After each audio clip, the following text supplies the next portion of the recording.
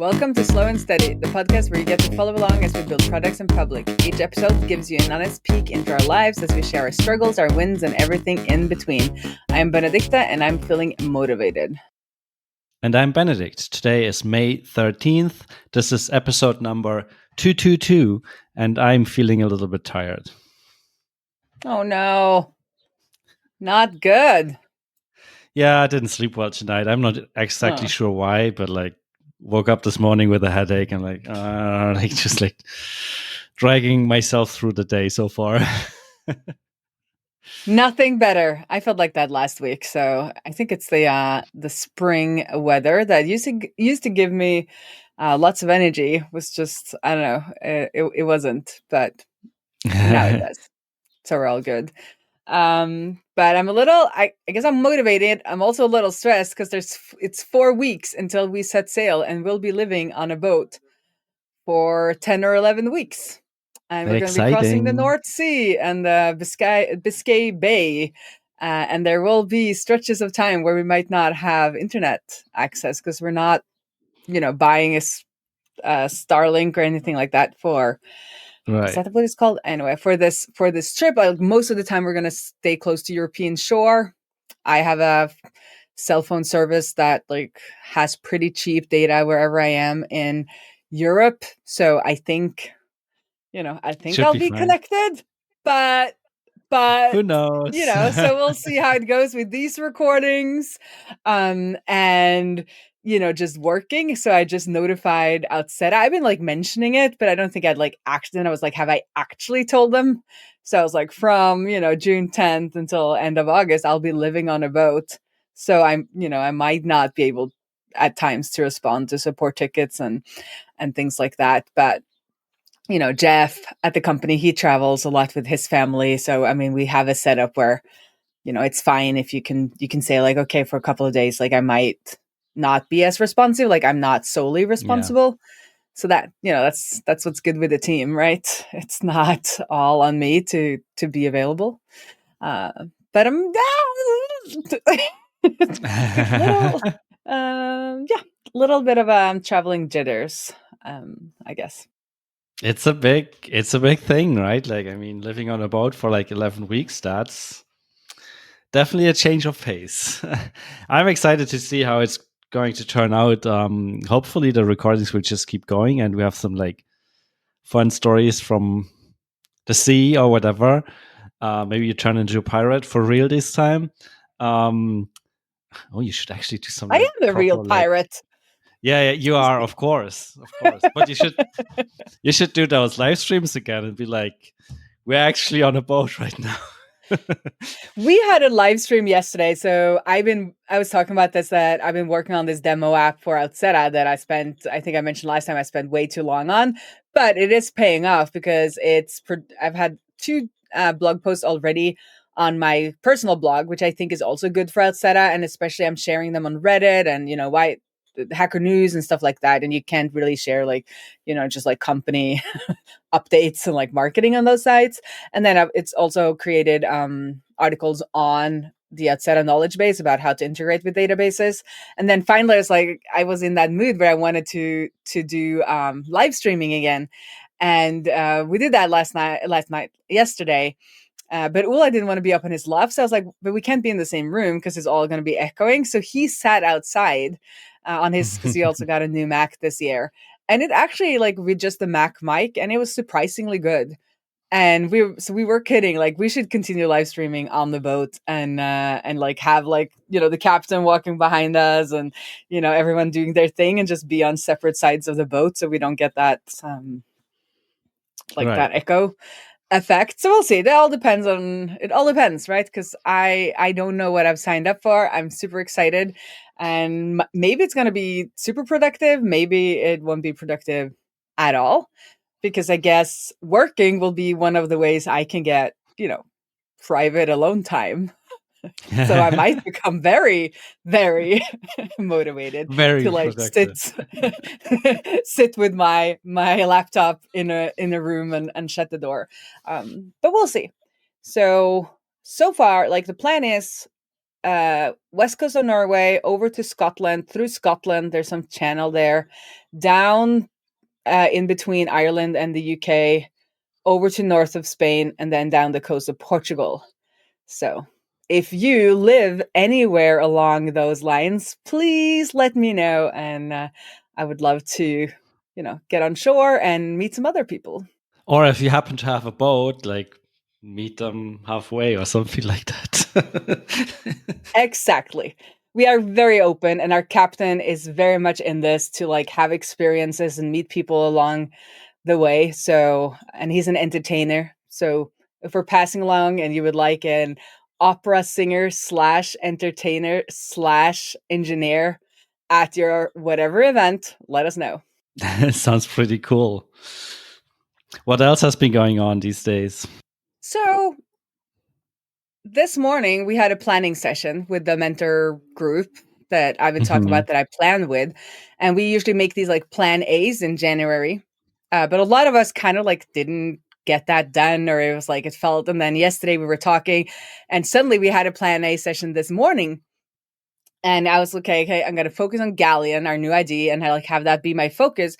And I was looking back through the notes from January, and I didn't think I had any. Like, I don't remember. Like, I was like, I didn't do that. And I looked back, and I had things like, find the joy in just making things online again and then make money off of it. So I mean, I am making money off of it. This is how I have the jobs that I have. But I felt like when we were streaming yesterday, I was like, and with this like feedback forward app that I made, like I was having that like playful fun again and being able to be on stream and all of that. So that was fun. And then I had something that helps people do their projects. So I like to help people actually make things, not just like give advice or courses or, that kind of thing that I've been dabbling with. And I was like, this is like, that is perfect for Galleon. Like Galleon will be a service that helps you actually do the project, like, do the project and do it correctly. So I was like, I was actually, these things have been on my mind longer than I realized. And then I also had like something in like what excites you now is like something in the no code, low code intersection. So looking back, I was like, I did actually plan this. So, kudos to me. So I sat down and I worked through some goals for Galleon. This is why I'm feeling very motivated today. And the challenge will be to have these be visible and be reminded of them. So I guess that's this podcast job that I hopefully manage to keep recording over the summer to remind me of these goals. But what I ended up writing as my main goal, I'm going to put out the notes so I can say it exactly. Yes. So be in a position to apply for Tiny Seed in February 2026. Ooh. So, and the thing with that is like, it doesn't have, like, we might not have to apply, or like we might not want to apply, or we might apply. But I want to be in that position that like have like a goal that makes you think more systematically and more kind of like organized and I've been thinking about Galleon too. Like if we keep on going with this idea, I mean, it might be that we figure out that it shouldn't be made. I mean, that's always a possibility, Right. but long term, I want to be able to apply for Tiny Seed and then also maybe in like a future scenario, build it so that it could be sold. And that's because I heard this advice and it makes sense that if you build it like that, it's easier to run. Yep. Yeah. So I'm trying to like have these thoughts in my mind. So on the goal side, then specifically, it's like 10 paying customers. I don't know if that's enough for them, but that's what I put there. And then that means we'll need to at least launch an official MVP in October, mid-October. And I need to have like a tiny beta being made while we're sailing.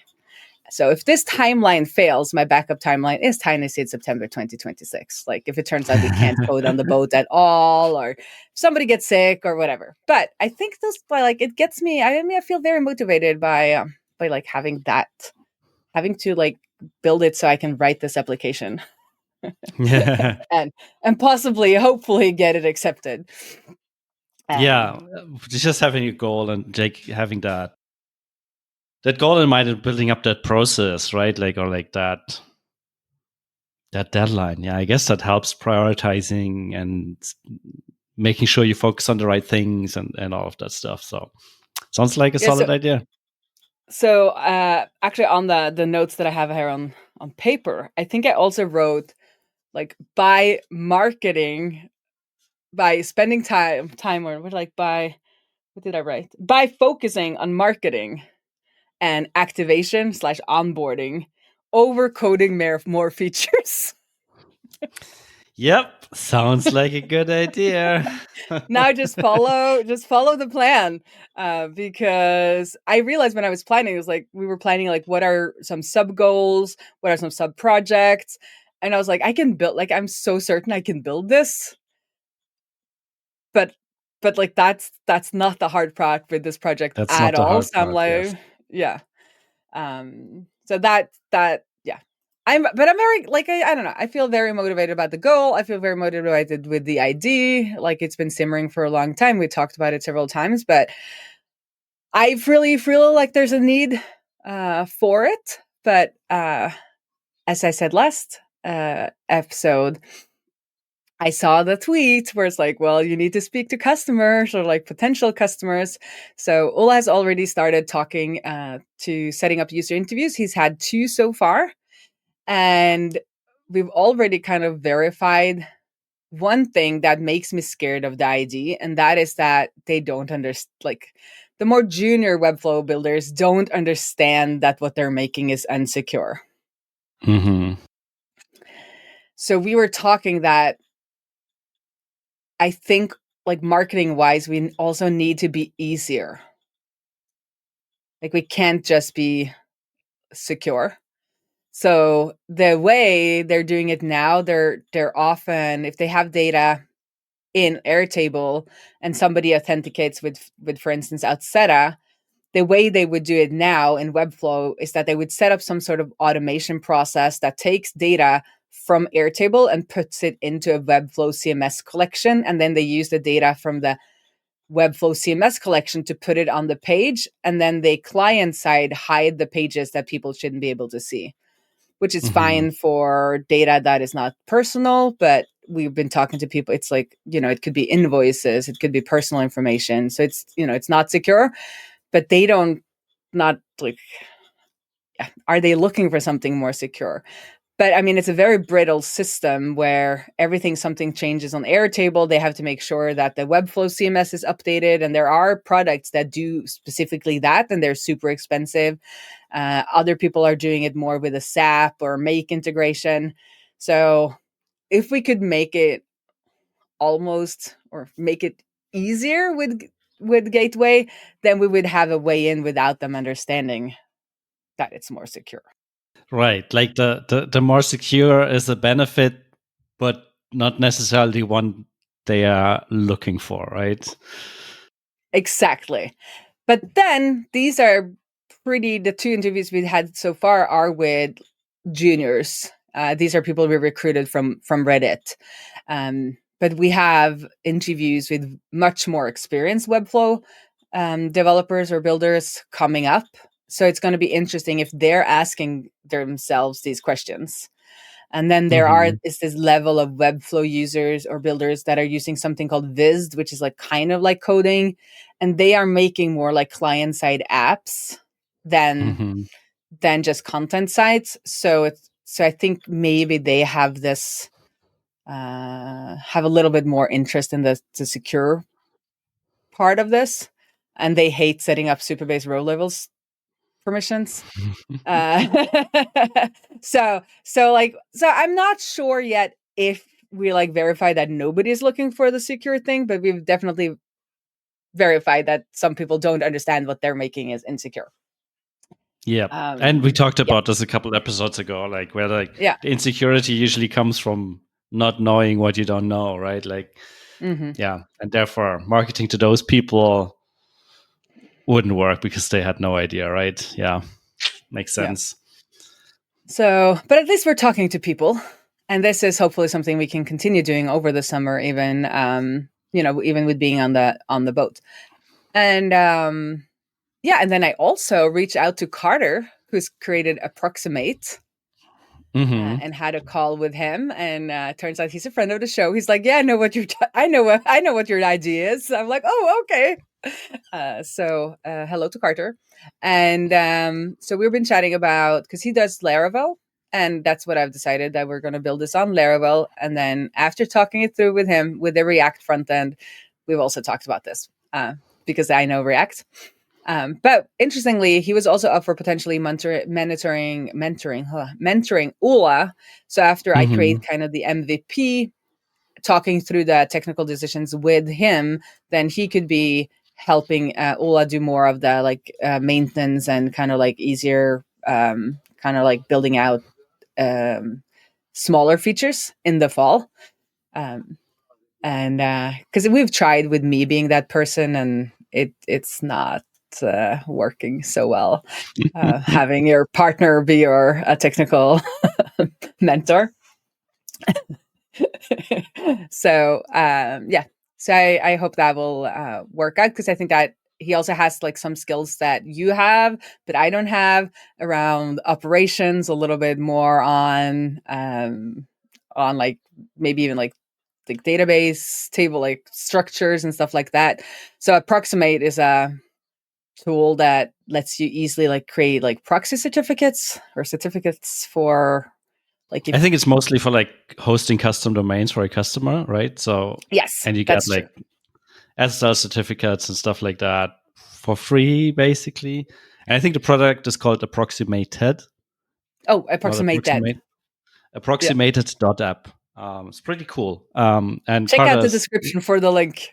Carter's definitely a cool person. We interviewed him for the customer support role a while back. Didn't end up Ah, working out, but yeah. yeah, would have loved to work with him.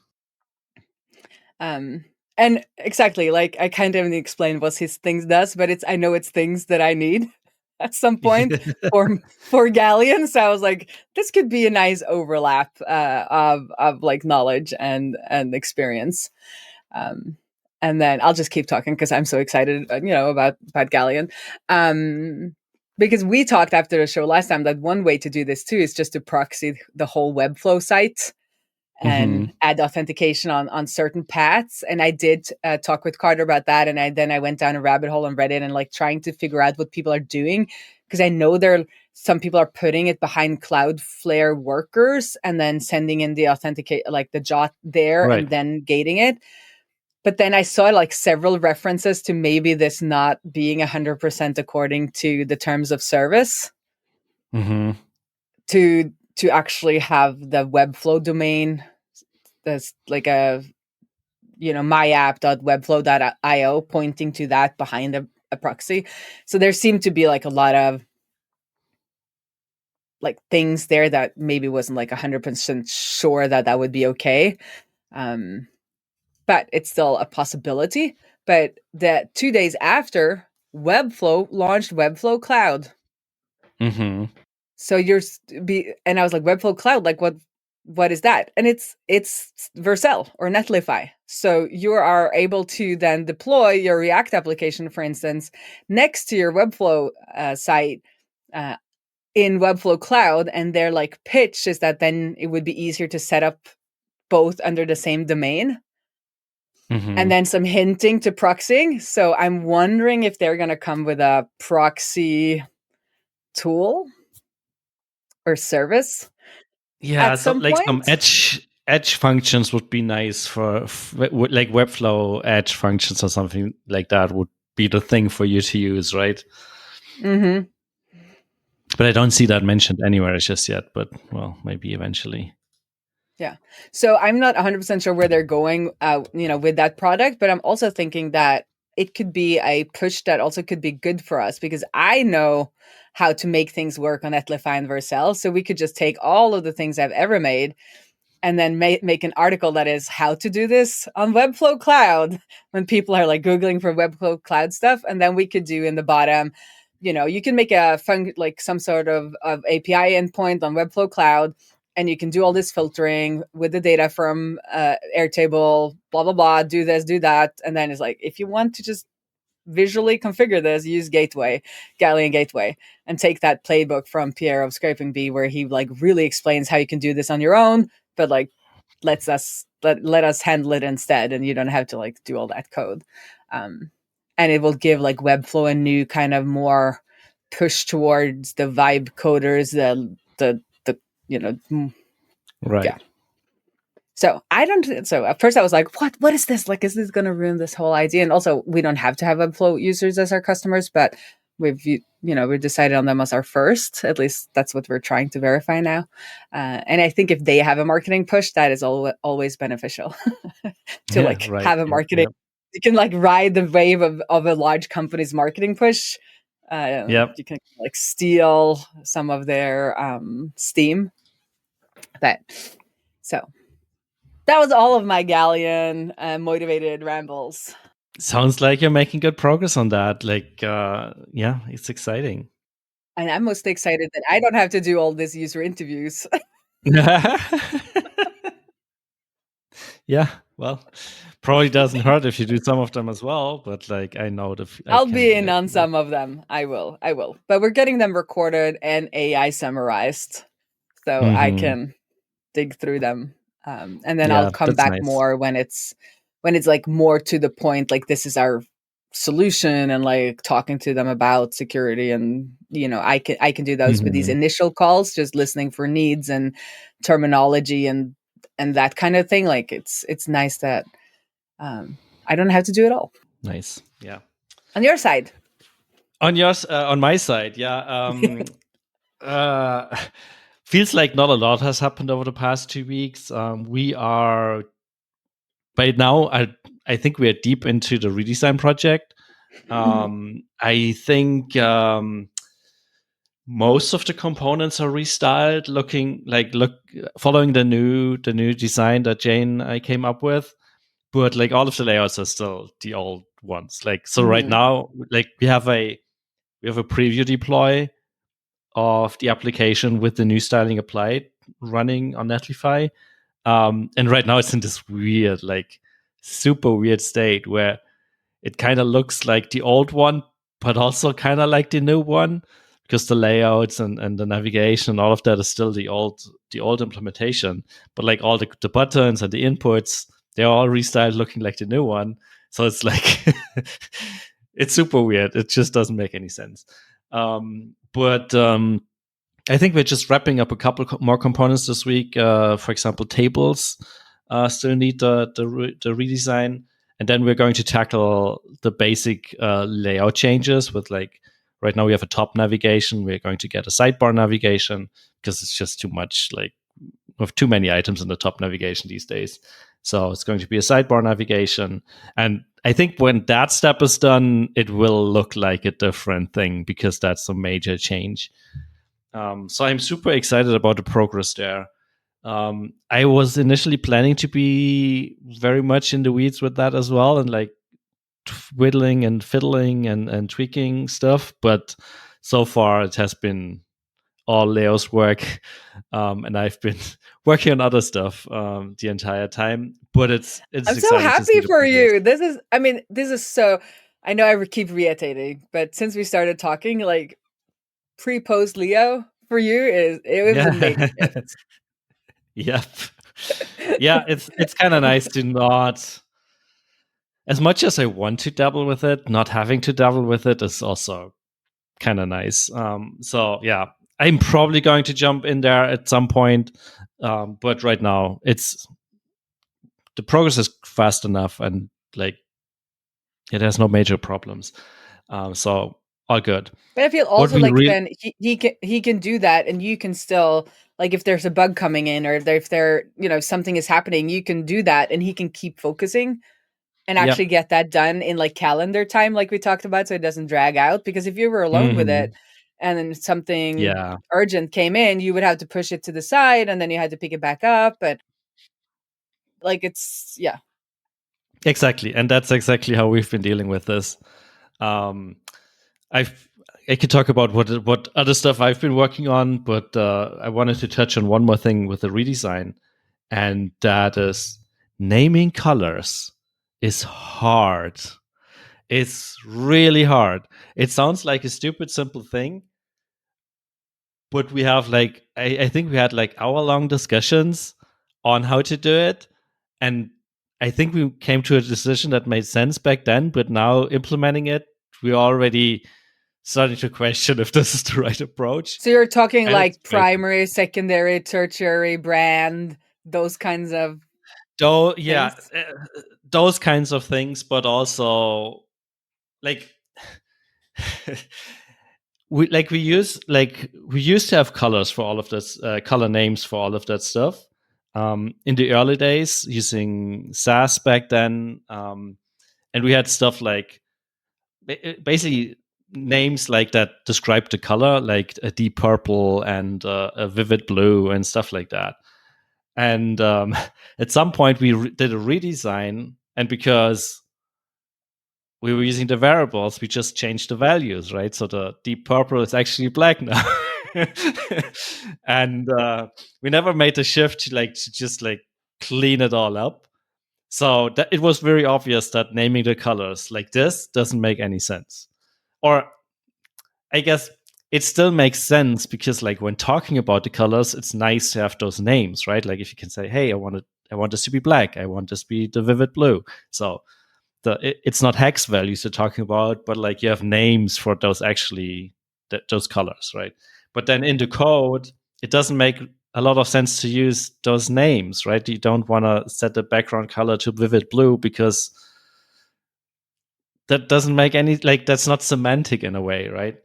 And we then decided to add this extra layer, like where we have the named colors, but then assign them to semantic values and then use the semantic values throughout.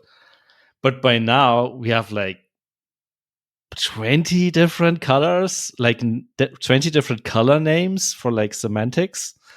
And it already starts feeling like this is like way too fine grained. It doesn't make any sense. And yeah, like I don't think we have a perfect solution for this just yet, but we keep iterating, I guess. Yeah, this is my big gripe with Tailwind is that they just say it's so hard to just use the name of the color.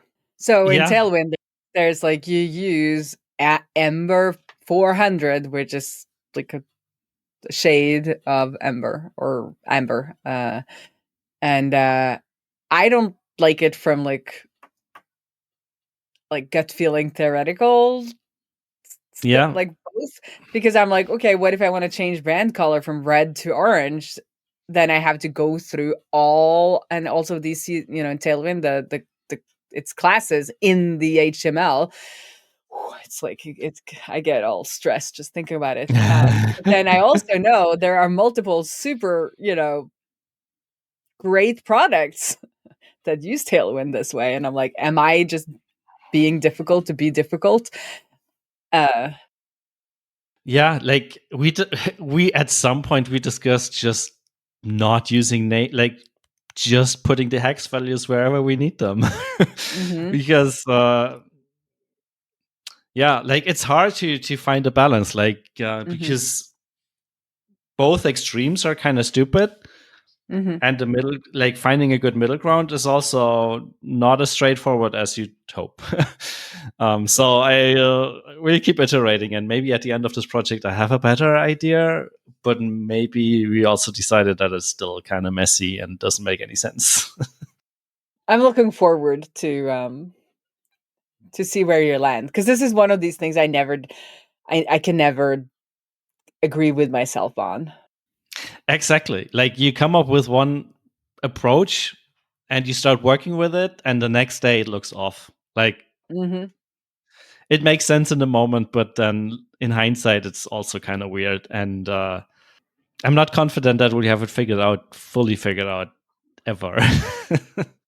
And then you have these cases where there's like 5 shades of one color, and that's where I think Tailwind has done a really good job, where you can have different shades of the same color. So even though I wouldn't go for like red, if it was primary, but instead of having kind of like primary light, primary medium, primary something, where Right. you like think you're only going to have 3 shades of this color, no, that's not going to happen. You're going to have 10. So let's just go with then Yeah. primary dash 100, 200, 300, 400, which, or like 1, 2, 3, 4, 5, 10. Like, but that, The one it's, thing I want to try next is using relative colors, which is a mm-hmm, relatively new feature where you can like just take the base color and then make it lighter, make it darker, mm-hmm, make it more transparent, like shift it to green, mm-hmm. whatever. So I have some hopes that that will make it easier, but let's see. Like, But then could I can be. tell you that the tailwind colors are all handpicked because they realize just going down 100 in like, or whatever is shifting it, often doesn't look good. Yeah, that's also a thing to But I've seen consider. people And do I it too. But I'm just making it harder for you. Sorry. no. I mean, I've gone down this rabbit hole. and I can like even thinking about this, I can already hear Jane being like, no, this is impossible. We have to like handpick it because otherwise it's slightly off. And I, I'll probably agree, but I also have some hopes that because like with the relative colors, it also CSS also supports different color models, right? Like it's not just RGB, you can do HSL and whatnot. And I have some hopes that maybe in those other color spaces it's easier to pull this off. But then again, let's see. So far we're just like taking it to the other extreme, I guess, and being a little bit too detailed and having too many variables. But eventually, hopefully, we settle on something that makes sense. So yeah, that's the one challenge I'm tackling these days. The other thing that I luckily was able to work on was a bit of a surprise feature that we didn't like. It's one of those features that we had on the list for basically forever, but never got to it. And then 3-4 weeks ago, we had a call with a customer who ended up they ended up creating several thousand properties, user properties or company properties. I don't remember. Like basically several thousand different properties with like different names, and a lot of them were kind of similar but not the same. And it caused all sorts of problems on our side, especially in the UI, because then you have property drop down fields with 4,000 entries. For one, I think we did only load a couple hundred by default, and then we had to figure out how to do pagination and stuff like that on the drop downs. Pagination on drop downs. That's a fun one. Yeah. Like, fun fact, we skipped on it and just increased the page size. But eventually, we got on a call with that customer, and they explained their use case. And unfortunately, it made like basically two extremes. Like they could either do it the way I was proposing with like just a handful of properties, but then it wasn't granular enough and they'd lose information that they absolutely need to run their automations. Or the other extreme was like creating thousands of properties and then having all of the information, but like having thousands of properties. And we discussed this for an hour or two and eventually decided the only reasonable way to solve this is having proper support for arrays in Userlist.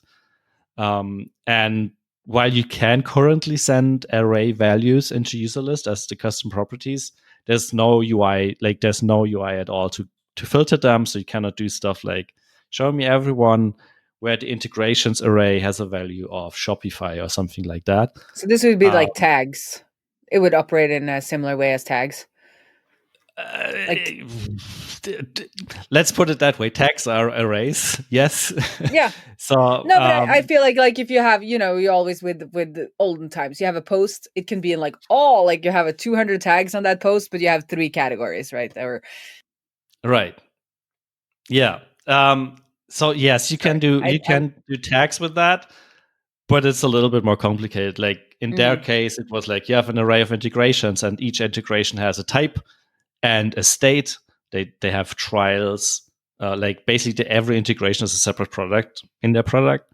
So all of them have a state, and they can be trialing, and like they have a custom name and stuff like Oh, that. so you maybe like 3 properties, but in an array?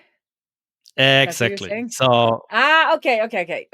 That was So an important distinction. Now I understand. you can do like, yes, you can do arrays of strings and use them like Yeah. tags. That Yeah. works. But like you can also do arrays of objects, and you can Mm-hmm. also do arrays of objects with arrays inside of them, and you can do arrays of arrays. But that one I haven't fully figured out how to do the UI for this. Mm-hmm. Anyways, long story This is short, super powerful.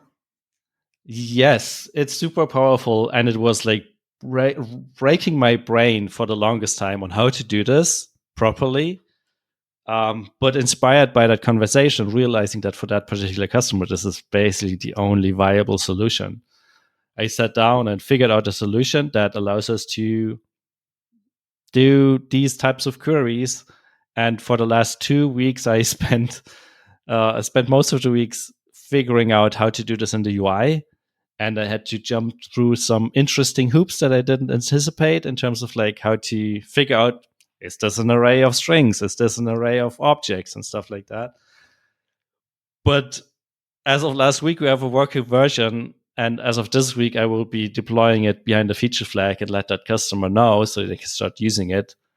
And maybe we have a nice new feature that we're going to launch soon that's super powerful and no one will care.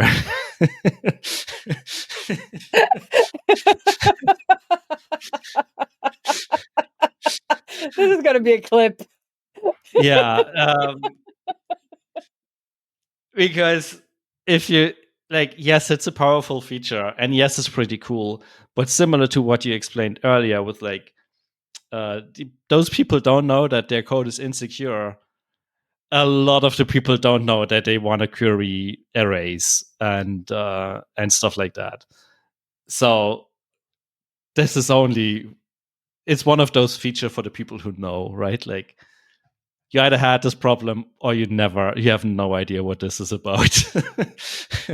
So while I'm excited to finally get this into the product, because truth to be told, like, a couple of customers have run into this limitation where they were like, yeah, we signed up and we saw we can store arrays, and then we tried to filter them and it didn't work. And we were always like, yeah, we know it's like a limitation and stuff like that. But yeah, just getting rid of that will be great. But again, like, to someone who doesn't have a deep understanding of this, it either doesn't occur to them at all, or they just assume it works, which it doesn't right now. But yeah, excited to get this finished and excited to finally tick that box. Because good thing that you mentioned it. We always had this stance on tags that we're never going to add tag support to Userlist because the tagline is all tagline. The idea is always that tags are stupid and they don't include enough information. But with having array filtering support on properties, we will be able to say, we don't recommend you use tags, but if you absolutely want to, you can just do it like this, right? So that will be interesting. So yeah, that's what I'm working on these days, and hopefully we get it shipped soon. You have a hard stop, right? It's like 2 minutes, so we should probably wrap it up. A hardish stop, because I'm meeting up with the Pirate Princess because we are gonna go try on some secondhand sailing clothes for her. So pants Nice. and a jacket. And if it fits, we're getting like really good stuff for a very cheap price, but it might be too small. But that's on the agenda for this afternoon. Nice. Then I keep my fingers crossed that it's not too small and fits, and yeah, you get some new clothes for the Pirate Princess.